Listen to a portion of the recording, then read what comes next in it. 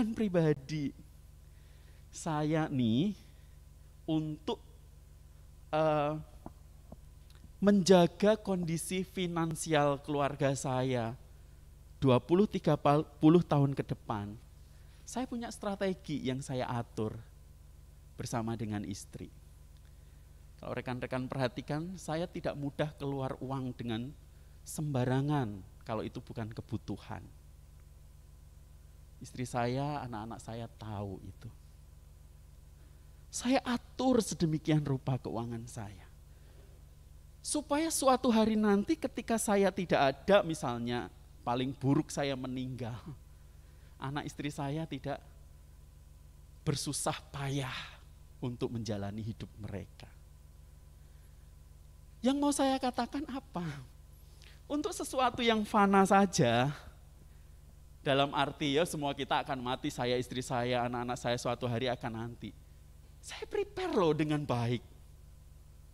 Saya atur dengan baik. Termasuk uang kuliah anak saya sudah saya prepare semua. Biaya pernikahan mereka sudah di-prepare semua. Pensiun saya ke depan saya udah prepare. Itu untuk sesuatu yang fana. Apalagi ini menjadi seorang murid dalam pengertian menyerupai dengan Kristus. Seberapa penting kita menganggap hal ini dan mempersiapkannya di dalam kehidupan kita. Apakah kita pernah berpikir dan merancangkan di dalam agenda pribadi kita? Oh, saya harus makin serupa Kristus nih, maka apa yang harus saya prepare untuk melatih diri saya? Oh, saat teduh setiap hari, baca Alkitab jam sekian, baca buku. Disiplin-disiplin seperti ini. Berdoa, waktu teduh sama Tuhan. Disiplin-disiplin seperti ini apakah kita prepare di dalam kehidupan kita? Apakah kita persiapkan?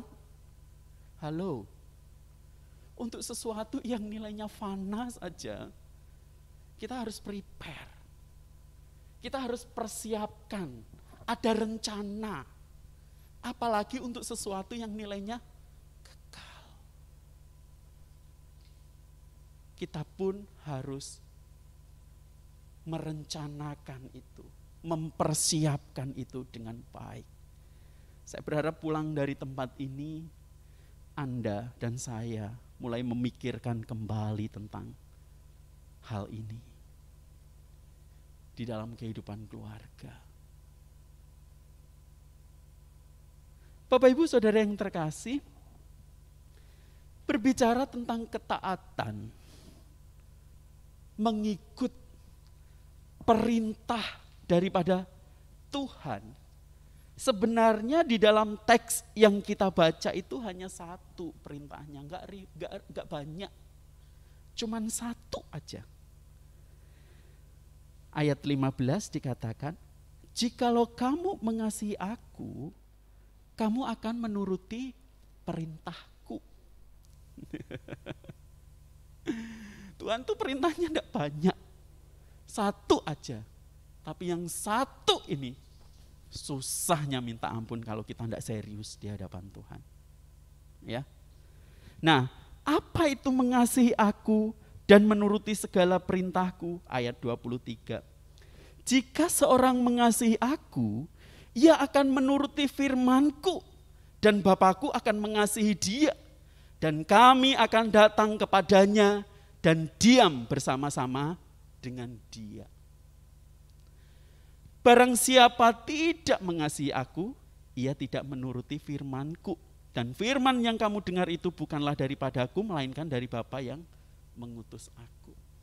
Di dalam konteks apa Tuhan Yesus berkata ini? Ini waktu Last Supper. Malam ketika Tuhan Yesus besok akan disalib, itu melakukan perjamuan terakhir. Ya, melakukan perjamuan terakhir. Momen inilah Tuhan Yesus mengatakan tentang perintah itu. Satu perintah yang diberikan Tuhan Yesus kepada murid-muridnya. Yaitu perintah apa? Mengasihi Tuhan. Ketika kita mengasihi Tuhan, maka di bagian berikutnya adalah perintah untuk saling mengasihi. Perintah untuk saling mengasihi, ya. Dengan kata lain, saya mau katakan kepada kita semua yang ada di tempat ini. Yesus hanya memerintahkan kepada kita untuk tinggal di dalam kasih-Nya. Kita tidak perlu mencari kasih itu, halo. Tidak perlu. Kasih itu sudah diberikan kepada kita. Kasih itu sudah kita temukan. Kita tidak perlu mengupayakan. Kita tidak perlu membayar kasih itu, ya. Kita sudah diletakkan di dalam kasih itu. Ingat khotbah yang kemarin, ya. Di dalam baptislah mereka dalam nama Bapa, Anak dan Roh Kudus. Kita sudah tinggal di dalam lingkaran kasih itu. Kita mengalami kasih itu. Bahkan lebih dari itu, Tuhan Yesus memberikan teladannya untuk kita lihat dan kita dengar bagaimana menghidupi kasih itu di dalam kehidupan kita. Bapak Ibu Saudara yang terkasih, pada ayat Yohanes 15 ayat 9 sampai 17 inilah saya ingin membahas secara konkretnya seperti apa yang Tuhan Yesus ajarkan kepada kita, begitu. Nah, pertama, mengasihi seperti sahabat. Mengasihi seperti sahabat. Bapak Ibu Saudara yang terkasih, persahabatan merupakan jenis relasi yang sangat penting dan dihargai dalam budaya Ibrani kuno atau budaya kuno. Bahkan kalau kita perhatikan Alkitab PL, sejarah-sejarah para pendahulu kita mendapati bagaimana relasi Abraham dengan Allah dikatakan sebagai relasi yang akrab seperti seorang sahabat. Bahkan Allah mengatakan sahabatnya Allah, begitu. Henok bergaul karib dengan Allah. Ini relasi-relasi seperti ini yang Allah inginkan. Dan Tuhan Yesus sendiri pun pada bagian ini dengan jelas bahwa relasi kasih yang dijalin di dalam kehidupannya bersama kita adalah relasi seorang sahabat. Ya, relasi seorang sahabat. Pada bagian ini sebenarnya Tuhan Yesus ingin membandingkan, kamu bukan lagi budak atau hamba, tetapi seorang sahabat. Kayak saya nih sama Pak Apin. Kalau Pak Apin sehari gak ketemu saya cari. Kalau Pak Apin gak muncul biasanya saya ngechat. Lu di mana? Itu sahabat. Di dalam persahabatan seperti ini, akhirnya kita akan tahu.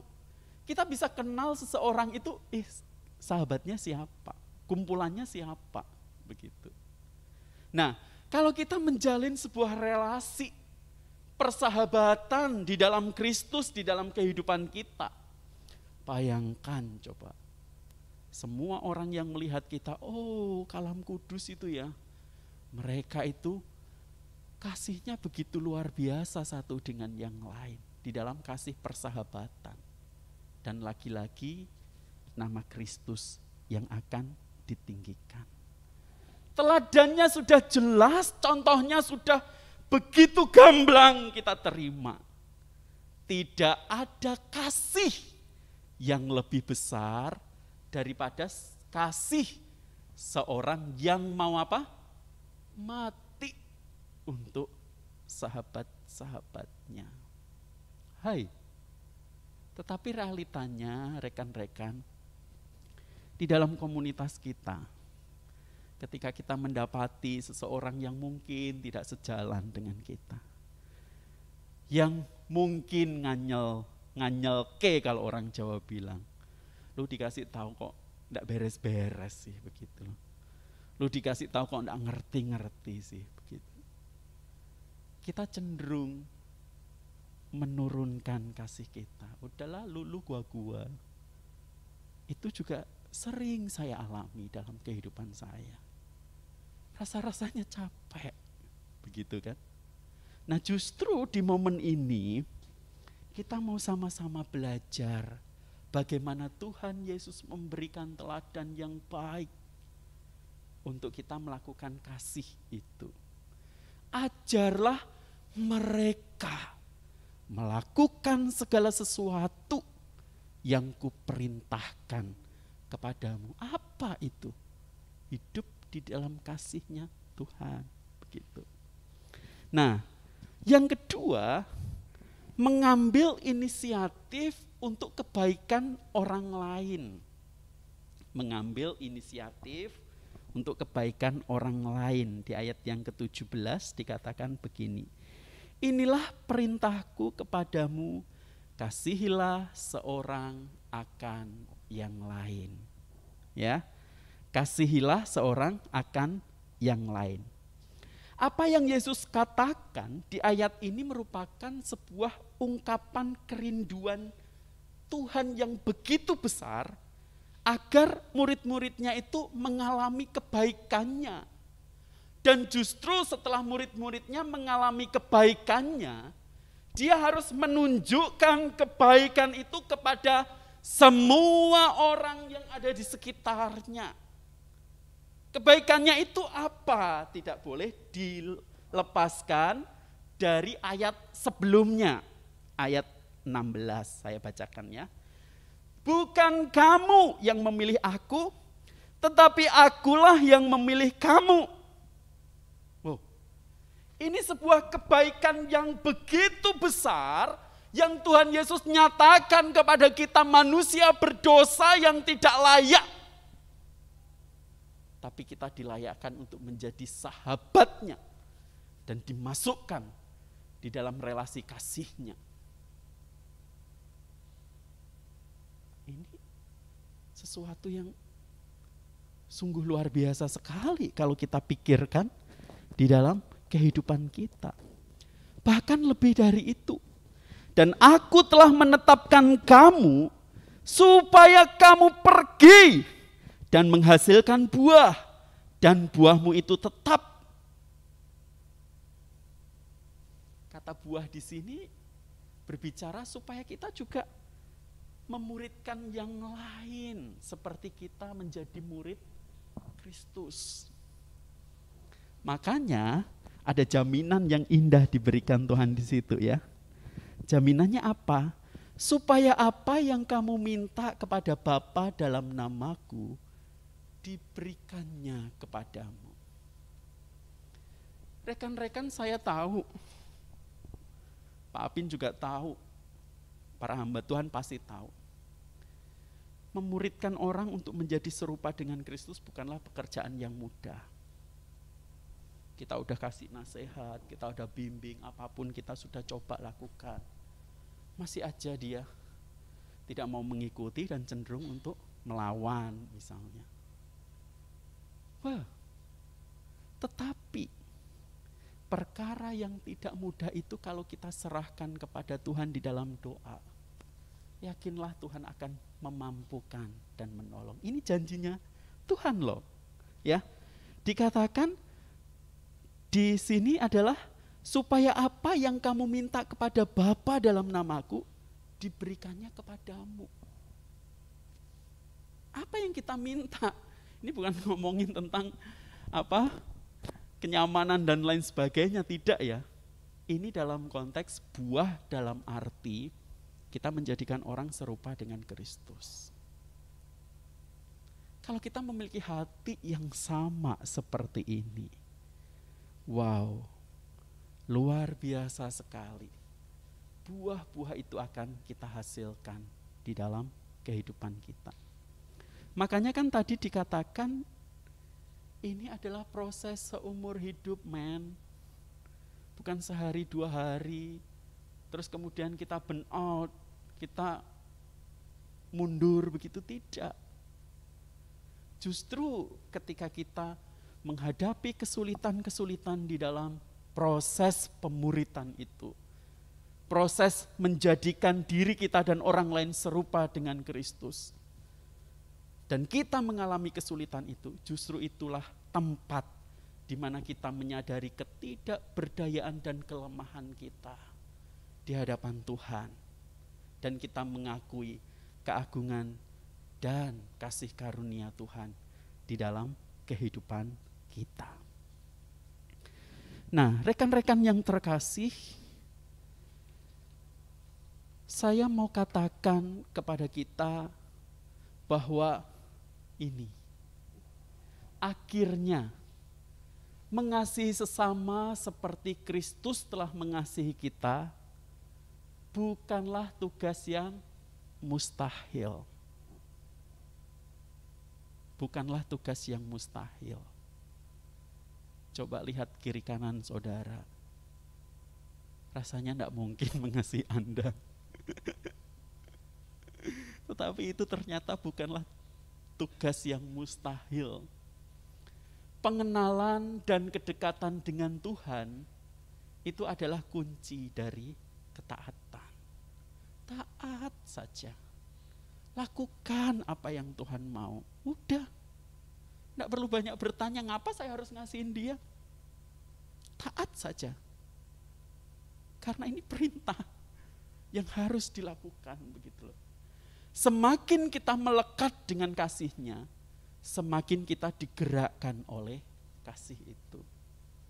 Jadi semakin kita memiliki relasi yang dekat dengan Tuhan dan merasakan tinggal di dalam kasih-Nya Allah itu, maka kita akan semakin digerakkan untuk mengasihi orang-orang yang bagi kita troublemaker, padahal kita juga, begitu loh. Yang bagi kita menjengkelkan, hidupnya enggak beres, padahal kita juga sebenarnya, begitu loh. Tapi kadang kita enggak sadar, termasuk saya, begitu kan. Justru dalam momen-momen seperti inilah Tuhan mengajarkan kita untuk tetap taat dan mengasihi itu tadi. Terakhir saya ingin menutup khotbah saya dengan sebuah cerita, ya. Rekan-rekan, dalam bukunya Hope Has Its Reason, pengharapan memiliki alasan-alasannya. Benar ya Bu Desi? Hope Has Its Reason. Becky Piper menceritakan kisahnya, Becky aja ya, biar nggak pusing. Menceritakan kisahnya ketika dia tersesat di Yerusalem. Ia berhenti di terminal bus yang salah dan mendapati dirinya berada di lingkungan orang Yahudi Hasidim Ortodok. Ini Pak Apin pasti tahu ini Yahudi apaan. Gua mah kurang paham kalau yang begini-begini ini pakarnya. Ya. Ia lalu ditolong oleh salah satu dari mereka yang bernama Moses. Ya, namanya Moses. Nah, di dalam pertemuan itu menjadikan sebuah perbincangan, ya. Becky kemudian berkata kepada Moses, kita memiliki persamaan. What? Persamaan? Kamu orang Yahudi? Moses bilang, bukan. Aku bukan orang Yahudi, tetapi aku pengikut Yesus, dia bilang. Aku pengikut Yesus. Moses berseru, aku belum pernah berbicara dengan orang Kristen religius, karena memang tidak pernah, begitu. Oke, momen singkat itu menjadi sebuah momen permulaan. Akhirnya Becky mengundang Moses ke apartemennya untuk berbincang panjang. Nah, ini kesempatan Moses kemudian untuk bertanya banyak hal tentang kekristenan. Seorang Yahudi bertanya tentang kekristenan kepada seorang Kristen yang religius. Maksudnya seorang Kristen yang pengikut Kristus yang benar-benar, begitu loh. Nah, di dalam pertanyaan itu macam-macam pertanyaannya. Tetapi ada satu pertanyaan yang kemudian itu mengubahkan kehidupan Moses. Pertanyaannya seperti ini. Apa yang terjadi dengan manusia sebagai dampak memiliki relasi dengan Allah melalui Tuhan Yesus? Dampaknya apa? Jadi orang yang berelasi dengan Allah melalui Tuhan Yesus itu dampaknya apa? Dan kemudian esensi dari kehidupan baru di dalam Yesus itu apa? Becky tidak menjawab dengan teologi yang muluk-muluk. Seperti yang selalu Pak Apin katakan dan pendahulu kita katakan, Alkitab cukup, jawab dari Alkitab. Dia membuka dari Galatia 5 ayat 22 sampai 23, apa itu isinya? Hah? Buah roh. Dia menjawab dari situ, dia bacakan itu. Ini loh esensi dari orang yang hidup di dalam Kristus. Ya, buah roh, kasih sukacita itu. Terus kemudian Mose bertanya, coba ulangi sekali lagi. Dia bacakan lagi. Untuk ketiga kalinya dia minta, saya minta tolong bacakan lagi. Dia bacakan. Setelah dia mendengarkan itu, Mose mengatakan ini Bapak Ibu. Alangkah indahnya perkataan-perkataan itu. Kasih, sukacita, damai sejahtera, kesabaran, kemurahan, kebaikan, kesetiaan, kelemah lembutan, penguasaan diri. Bayangkan, semua kualitas ini ada di hati kita sebagai dampak memiliki relasi dengan Allah. Coba pikirkan, kata Mose. Kita menerima sifat-sifat Allah ini sebagai hadiah. Kita tidak perlu mengalahkan kecenderungan jahat dengan hal-hal negatif, tetapi cukup kalahkan kejahatan dengan hal-hal positif, dengan sifat-sifat Allah sendiri. Oh, betapa berharganya hadiah yang Anda wariskan Becky, jangan pernah anggap enteng hal itu. Bapak Ibu, saya coba berpikir seandainya, tapi semoga realita itu terjadi. Komunitas di tempat ini hidup di dalam buah roh tadi. Apa yang akan dunia lihat dengan kita? Apa yang akan orang lain lihat di dalam kehidupan kita? Seringkali kita ini hal-hal baik kita mau terima. Tetapi terkadang ketika kita diperhadapkan pada hal-hal yang tidak baik, kita cenderung untuk melawan dengan sesuatu yang tidak baik. Di dalam relasi kita tidak menutup kemungkinan kita pun bisa clash satu dengan yang lain. Tetapi bagaimana kita meresponi hal itu? Apakah kita memunculkan buah roh di dalam diri kita? Atau yang lain kita tunjukkan begitu? Pak Jimmy selalu mengajarkan saya, Hen, kalau ada orang yang kemudian menghina, menfitnah, menjelek-jelekan nama kamu, tidak perlu kamu konfirmasi ke dia. Cukup tunjukkan hidupmu yang benar di hadapan Tuhan. Itu yang selalu Pak Jimmy ajarkan. Tetapi terkadang kita suka tergoda ketika kita melakukan sesuatu yang kita nggak lakukan, terus orang lain ngomongin kita, wow, rasa-rasanya kan kita mau, lu kemarin ngomong ini kan, mau gitu-gitu. Apakah itu buah dari kasih? Tidak. Coba bayangkan, seandainya komunitas itu menghidupi hal ini, maka kita akan menjadi sebuah komunitas yang sungguh luar biasa.